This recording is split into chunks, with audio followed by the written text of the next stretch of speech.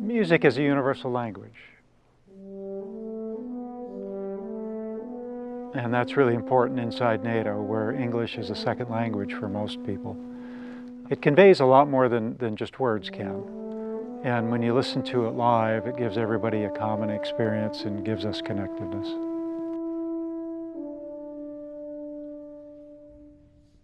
My name is Admiral Stuart Munch, Commander U.S. Naval Forces Europe and Africa, and also Commander Allied Joint Force Command, Naples. My name is Chief Musician Chris Buchanan. I am the Chief Arranger with the United States Navy Band in Washington, D.C.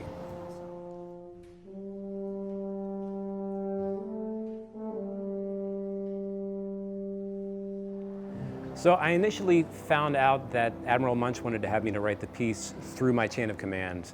And so my first reaction was I was very excited, very humbled. And then my second reaction was that I had a lot of homework to do. This was a serious concert piece that was going to be complex because of the gravity of the situation. It was NATO's 75th, and we're in the middle of Russia having invaded Ukraine. It was going to be in the San Carlos Theater here in Naples, and I was going to have very high-level dignitaries attending. And so this was an opportunity to send a very serious message.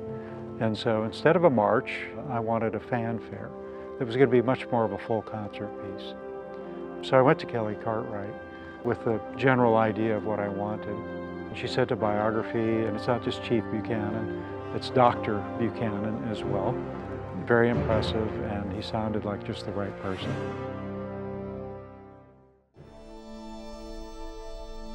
So any piece of music, when you're writing a piece of music, it is all-encompassing. When you're going to sleep at night, you're thinking about this latest section that you're working on, and then how am I going to tie it into the next section? So sometimes you'll write a piece of music and you will be deliberately imitating something you've written or you've heard before. And at other times you will write a piece of music and then somebody will come to you later and say, hey, that really sounds like this piece of music or that piece of music. That I really love, because then you're finding something out about yourself creatively from somebody else. But for this particular piece of music, I looked to the music of Gustav Mahler, who is a German composer in the late 19th, early 20th centuries. He's somebody who specifically in his Second Symphony was writing for an ensemble that was similar to this, so it was a large symphony orchestra along with a chorus, and this piece was for a large band in addition to a chorus. Also knowing that this piece was supposed to be accompanying a video aspect meant that I looked to film composers, because there's a different technique in writing music for film, because you want that music to work in harmony with the visual aspect of the film. So I looked very much to the music of John Williams, the grandfather of modern film writing, but also for Michael Kamen. He wrote the music for the HBO miniseries Band of Brothers. And there was one specific sequence in which he was scoring the invasion of Normandy. And I really loved the way that he was showing the solidarity. He was expressing the solidarity that was shown on screen by the way that he wrote, and that's something that I imitated very much.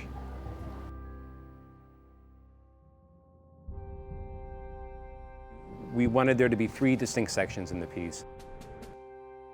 First, I wanted the audience to feel the weight of the responsibility of the challenges we're facing now. The second thing is that I wanted them to feel that NATO is an action-oriented organization. And then the third thing that I wanted them to feel was that NATO isn't just some big anonymous outfit, but it's real people. It's you and I. NATO was formed in the devastation after World War II by a generation of people who never wanted that to happen again. So at the beginning of the piece, there are sounds of war. There are very solemn sounds, like there's a funeral march that accompanies a chorale. And in that section, we're supposed to hear the loss and the devastation that was very much on world leaders' minds when they formed NATO. There's the broad arc of the history of NATO over 75 years, but then there's a history of just the last couple years. And there is a parallel with each, because each one starts with Russia invading someplace. So the first piece, to feel the responsibility to act, feel the responsibility of the challenges. The parallel history in the imagery was to show the devastation that occurred during World War II and subsequent wars, and now in Ukraine. And then paired with that, some very ominous, dark music, foreboding, deep bass tones. In the second piece, we are expressing the solidarity of the beginning of NATO. What I wanted was a clarion call to action. And here was the happy coincidence that Chief Buchanan got his start in Navy music playing the trumpet. And the San Carlos Theater was perfect to pose someone playing trumpet separate from the rest of the band. So there's a trumpet solo that's followed by a brass fanfare. And it's really what we're trying to express is that going from that weight of responsibility is that call to action and our duty to action.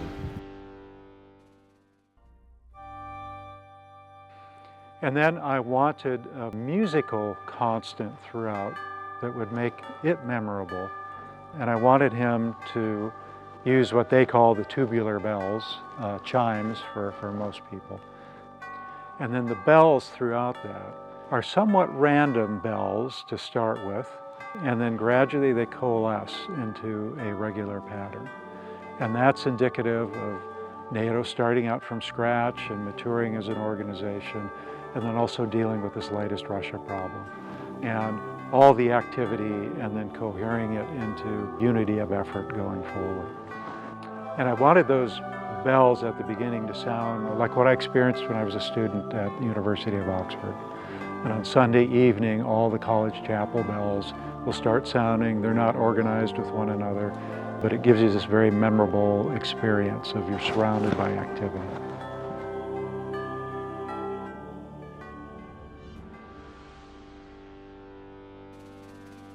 The final part of the piece echoes the beginning of the piece. So we have that same chorale, but in addition to that chorale, which was in the beginning underscored by a funeral march, was underscored by a long bass drone and had a very menacing feel to it. At the end, it's joined by the rest of the ensemble, and it is allowed to expand and become its most joyful form. This piece in particular, when I was thinking about what we're celebrating, I thought about what was happening on April 4th, 1949, when my father was less than a year old and my mother hadn't been born yet. And I thought about where we've come from there, where I was born, my wife was born, my children were born, and that's 3 generations of people who have lived in a world that's free of major power conflict because of the alliance and because of what NATO represents. NATO's real people. You know, it's you and I. And so imagery-wise, what I wanted was very much faces of those of us in uniform, and to convey that we're real people, and from all the countries that make up NATO. And we worked very hard to identify the name we wanted. And the impetus for so much what has happened in NATO the last couple of years can be crystallized in this phrase that came out of the NATO summit in Madrid in 2022. Defend every inch. We'll defend every inch of NATO territory. And I'd had an opportunity to host the Secretary General of NATO, Jens Stoltenberg, on one of our aircraft carriers. And he told me the story of that meeting. He had planned a whole series of meetings to get, at that time, 30 nations to coalesce into a single position. And it turned out he just needed one meeting. And the phrase was there right away, defend every inch. So I thought that was entirely appropriate. But then I wanted to also emphasize, it's all of us. NATO isn't just the political side, it isn't just the military side. It's all 1 billion people who live in the NATO nations. And so it's defend every inch, and then hashtag we are NATO. And we use that hashtag we are NATO all the time on all sorts of things to emphasize it's all of us. My hope is that the vision that the Admiral and I came up with in expressing the weight of responsibility, in expressing our call to action, and expressing our confidence in the alliance. Is that something that members from all the nations of NATO and our partner nations will bring home with them? Well, it took a lot of work by a lot of people building up to this moment. It was a pretty extraordinary thing to pull off for a command our size. I wanted the band to very much be representative of all of NATO, so that in itself that was a message. And we had so many volunteers from other nations that we actually had to rotate people all throughout the performance so that everybody would have a chance to perform in the band. That in itself, because of the different uniforms, sent a very strong signal just visually. And of course, they're all tremendous professionals playing with unity of effort. And that too was symbolic of those of us in uniform fighting with unity of effort to deter and defend. One major effort in moving us forward was the protocol effort, and we have a particularly strong group of people in that, Allied Joint Force Command Naples. And securing the San Carlos Theater was really significant for us. Nothing had been done like that in the past. We invited, like I said, a very wide range of dignitaries, opinion leaders, as well as members of our command to experience that night together. We had well over 1,000 people there in this theater, and great cooperation from the San Carlos Theater, the city of Naples, to assist us with all these things. You know, we had 4 of the top 5 military leaders in NATO present that night, and we were together. And their wonder, their almost disbelief at his skills was extraordinary. Among the very initial feedback moments I got was from Admiral Rob Bauer, chairman of the military committee in Brussels. And he said what he felt in that last piece was that what he saw in everybody that was there was somebody who was willing to give their life for everybody else in a NATO nation.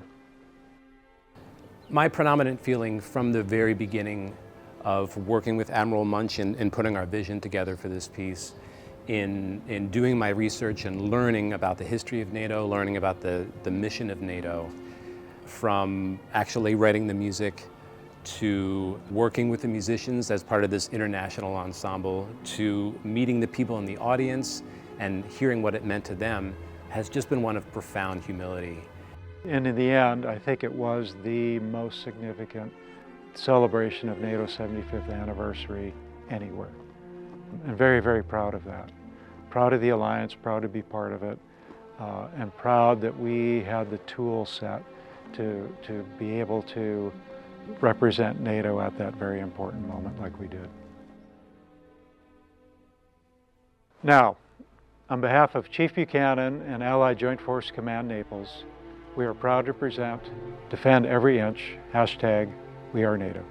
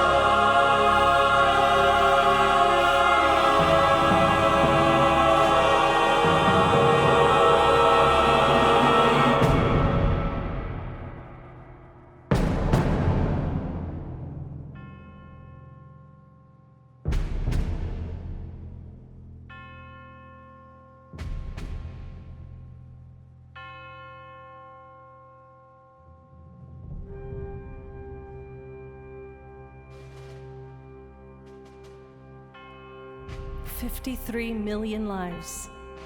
That was the toll of the Second World War. It is a number almost too heartbreaking to comprehend. Yet even as a devastated West struggled to rebuild in its wake, the specter of conflict began to take shape once more. The Soviet Union, in possession of the largest land army in the world, appeared ready to expand further into an already divided Europe. and a fragile peace strain against the seemingly inevitable.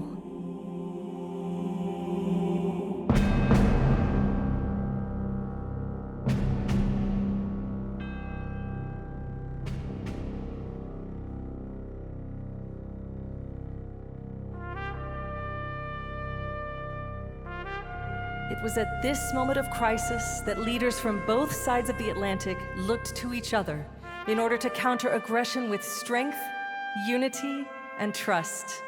Thus, on April 4th, 1949, the North Atlantic Treaty Organization was born, an alliance of 12 nations committed to mutual defense. Its task, that never again should we have to rebuild, that never again should we lose a generation, that never again should we be drawn into the horrors of World War.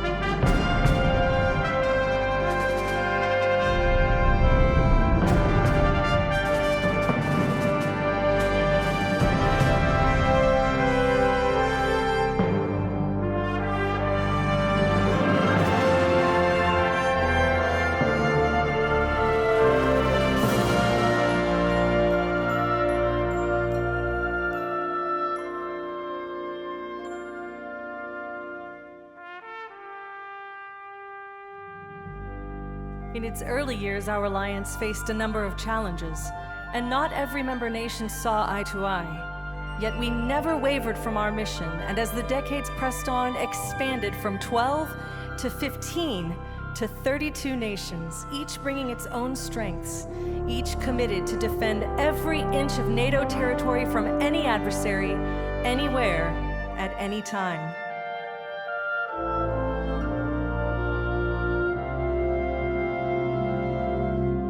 Today, NATO is the most successful political military alliance in history. Whether on the ground, on the sea, in the air, or in cyberspace, our mission is more relevant than ever.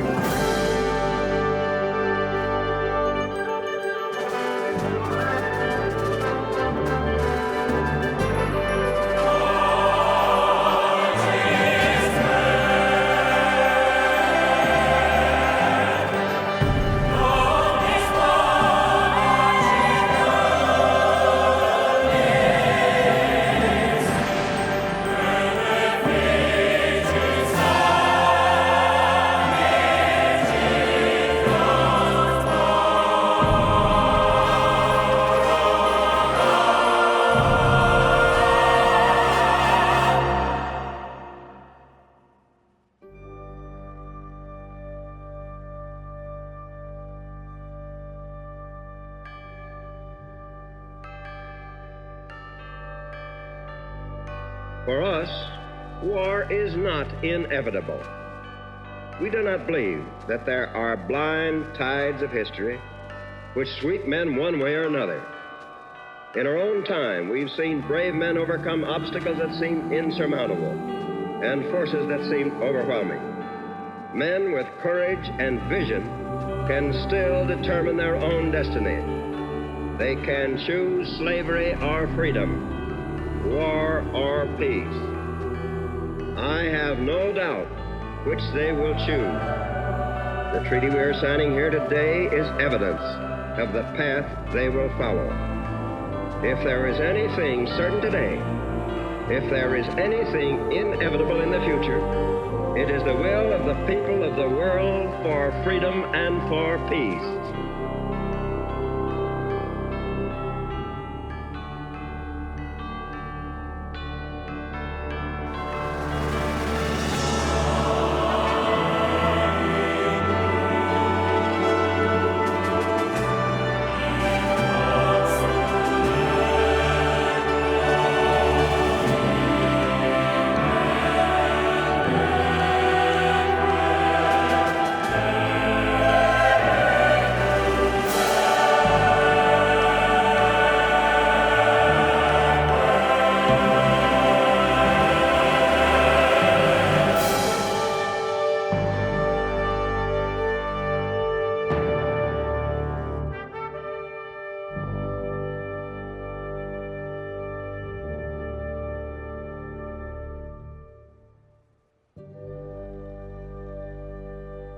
For 75 years, we have stood united. For 75 years, we have stood ready. We are NATO.